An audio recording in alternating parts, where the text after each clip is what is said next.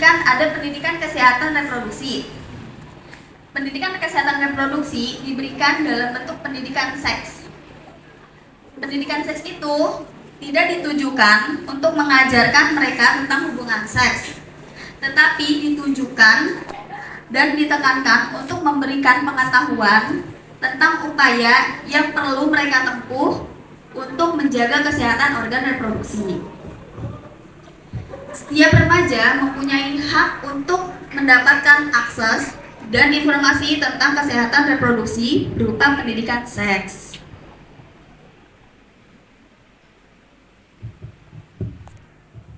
Apa sih kesehatan reproduksi itu? Kesehatan reproduksi itu keadaan sejahtera fisik, mental, dan sosial utuh dalam segala hal yang berkaitan dengan fungsi, peran, dan sistem reproduksi. Kesehatan reproduksi pada remaja memiliki informasi yang benar mengenai fungsi, peran reproduksi. Fungsinya itu untuk menghasilkan keturunan. Dan proses reproduksi bersatunya sel telur dan sel sperma dan berlangsungnya pembuahan sehingga pembentukan janin. Memiliki sikap serta tingkah laku yang bertanggung jawab mengenai proses reproduksi. Nah, di depan ini ada proses reproduksi. Setelah bertemunya sel telur dan sel sperma, lalu terjadinya pembuahan, lalu terjadinya pembentukan janin. Terdapat hubungan antara otak dan organ reproduksi. Bagian otak, tepatnya itu di kelenjar pituitari, yaitu merangsang produksi hormon testosteron pada laki-laki, dan untuk perempuan yaitu hormon estrogen dan progesteron.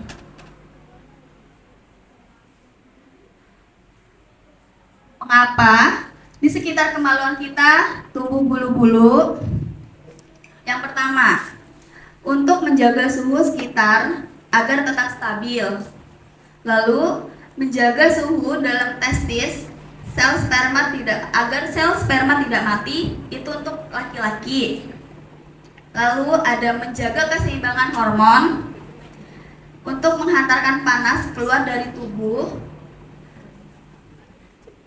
dan membuat daerah kemaluan tidak terjadi iritasi. Nah, di sini kalian tahu nggak sebelumnya cara membersihkan alat kemaluan kayak gimana? Sebelumnya udah ada yang pernah membersihkan belum? Yang perempuan. Biasanya yang perempuan lebih hati-hati. Udah ada yang tahu belum cara yang benar kayak gimana? Ada yang tahu nggak? Sudah. Nah, di sini kakak ingin memberitahu cara membersihkan alat kelamin yang benar bagi perempuan. Tidak memerlukan banyak sabun. Lalu bersihkan dari bagian depan ke belakang. Lalu bersihkan lipatan-lipatan kulit setelah BAK. Lalu setelah itu keringkan. Setelah buang air dan jangan menyemprotkan parfum ke alat kelamin. Ganti celana dalam sehari minimal 2 kali atau bila basah. Jadi kalau misalkan habis BA-kan atau BAB biasanya kan cebok ya kan, terus basah. Nah, itu bisa diganti. Lalu untuk laki-laki itu bersihkan alat kelamin setelah buang air. Pakai celana dalam yang tidak ketat. Lalu cuci tangan sebelum dan sesudah buang air kecil.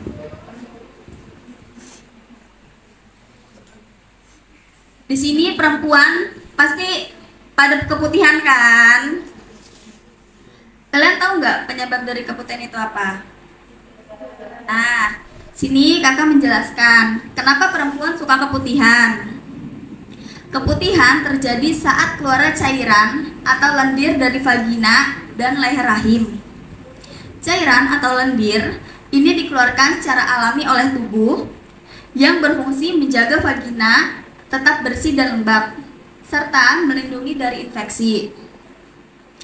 Keputihan muncul biasanya saat menjelang dan setelah menstruasi, kelelahan, dan stres.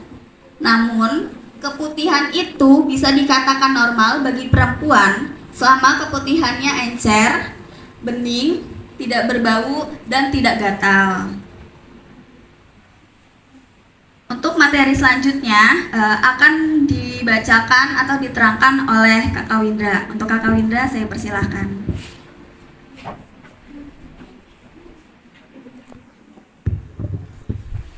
Saya lanjutkan materi mengenai kanker payudara ya teman-teman.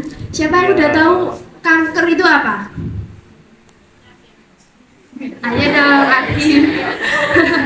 Bener, penyakit sih. Nah, kanker itu salah satu penyakit terminal yang sulit sembuh, tapi nggak menutup kemungkinan kalau bisa sembuh. Di sekitar kalian ada yang kena kanker nggak? Kayak saudara, tetangga gitu. Banyak kan? Nah, kanker payudara merupakan kanker paling tinggi yang diderita oleh wanita Indonesia setelah kanker serviks. Gejalanya itu sulit diketahui tapi bisa diketahui. Gejalanya yang pertama, terasa benjolan di payudara namun tidak nyeri. Kemudian terdapat perubahan tekstur pada payudara, kulit payudara mengeras dengan permukaan seperti kulit jeruk. Ini yang cowok-cowok harus dengerin loh ya. Kok ketawa-ketawa. Calon imam loh ya. Kemudian yang ketiga, perhatikan jika terdapat luka pada area payudara yang sulit sembuh. Kemudian selanjutnya, keluar cairan dari puting berupa darah, nanah, tapi bukan ASI ya. Kemudian terdapat cekungan ataupun tarikan di kulit payudara. Gejala kanker payudara ini bisa dideteksi dengan melakukan sadari. Tahu nggak sadari itu apa? Sadari itu pemeriksaan payudara sendiri. Ini buat cewek-cewek harus tahu ya. Penyebab kanker payudara yang pertama, belum diketahui secara pasti penyebabnya apa. Yang diketahui adalah faktor resiko yang meningkatkan kanker payudara. Yang pertama, di antara anggota keluarga ada yang menderita kanker payudara atau kanker yang lain. Kemudian merokok dan terpapar asap rokok.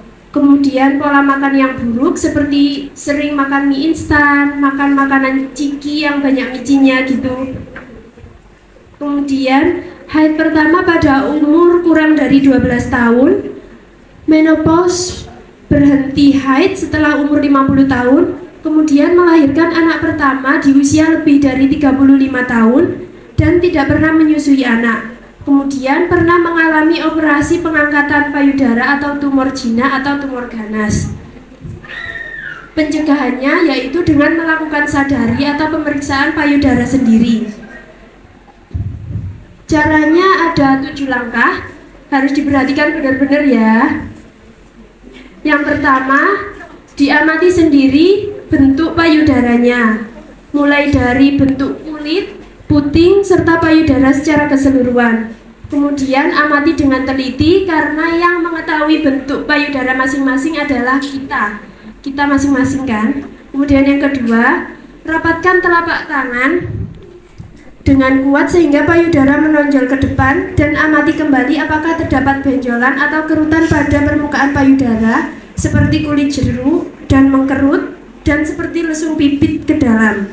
Yang ketiga, pencet dan urutlah pelan-pelan daerah di sekitar puting sampai ke arah ujung puting.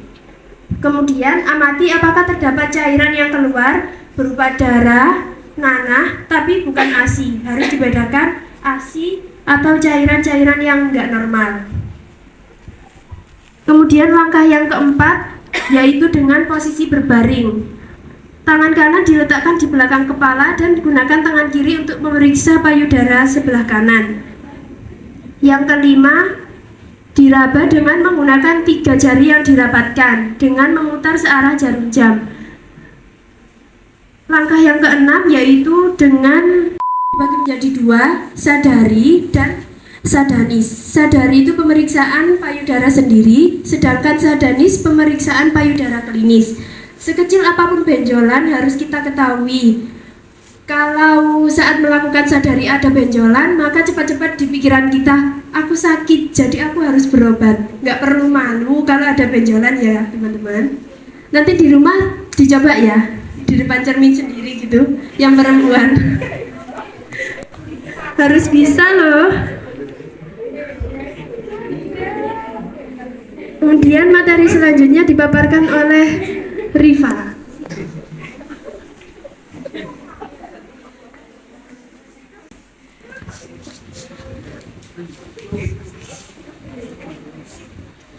Baik, masalah selanjutnya ada masalah gizi pada remaja. Masalah gizi yang banyak terjadi pada remaja antara lain kegemukan, kurang energi kronis atau KEK, dan kekurangan zat gizi mikro dan anemi. Kenali masalah gizi yang ancam remaja di Indonesia. Menteri Kesehatan RI mengungkapkan beberapa masalah kesehatan yang dialami dan mengancam masa depan remaja Indonesia. Paparan tersebut disampaikan oleh PT Dirjen Kesehatan Masyarakat Kemenkes RI. Berdasarkan Kanada dan Duta Besar Australia serta Yayasan Mitra Pangan, Gizi dan Kesehatan Indonesia atau MPGKI Selasa pagi 15 seminar tersebut mengangkat tema edukasi dan kampanye kesehatan dan gizi remaja menuju generasi tinggi, cerdas, dan berprestasi. Cara mengukur indeks massa tubuh atau IMT. Caranya berat badan per tinggi badan kali tinggi badan. Sangat kurus itu kurang dari 17, kurus 17 sampai kurang dari 18,5, normal 18,5 sampai 25,0, gemuk lebih dari 25 sampai 27, obesitas lebih dari 27. Disebut memiliki obesitas sentral apabila lingkar perut pria lebih dari 90 cm dan wanita lebih dari 80 cm. Pacaran, apa itu pacaran? Ada yang tahu? Arti secara bahasa saling mengasihi atau saling mengenal. Tetapi sekarang sering diartikan pertemuan rutin antara laki-laki dan perempuan untuk menumpahkan segala hasratnya dan biasanya tugas dan kewajibannya terlalaikan.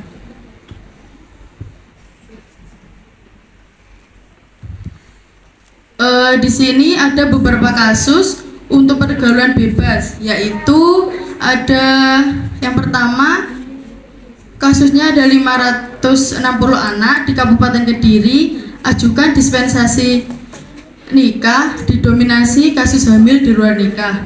Yang kedua, ada Satpol PP Kota Kediri jaring mahasiswa kumpul kebo.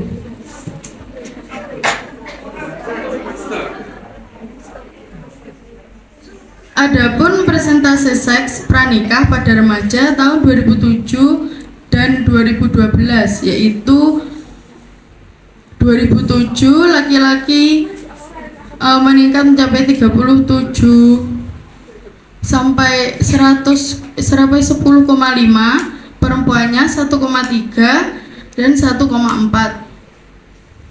Tahun 2012 laki-laki 4,5 dan 14,6, untuk perempuannya 0,7 dan 1,8. Alasan seks pranikahnya yaitu ada penasaran atau ingin tahu.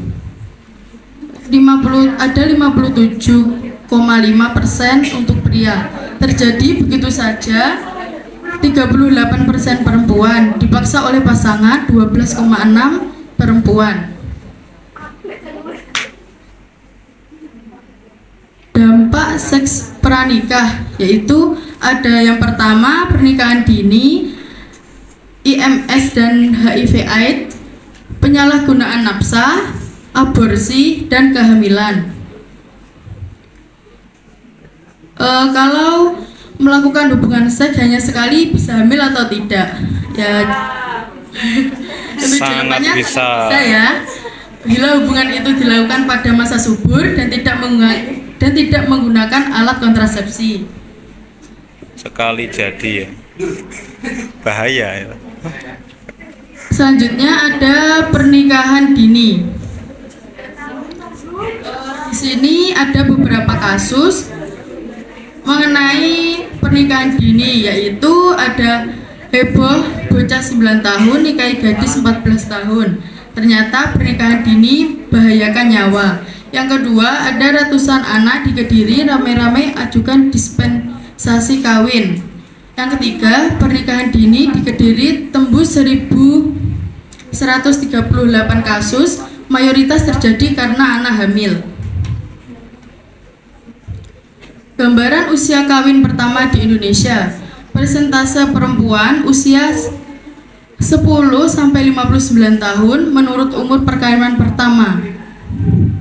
Umur 10 sampai 14 itu ada 4,8%, umur 15 sampai 19 ada 41,9%, umur 20 sampai 24 ada 33,6%, umur 25 sampai 29 ada 11. Indonesia itu setiap tahunnya rata-rata 2 juta anak Indonesia yang melakukan pernikahan disebabkan karena tingkat pendidikan rendah dan kemiskinan serta belum adanya payung hukum yang melarang pernikahan anak.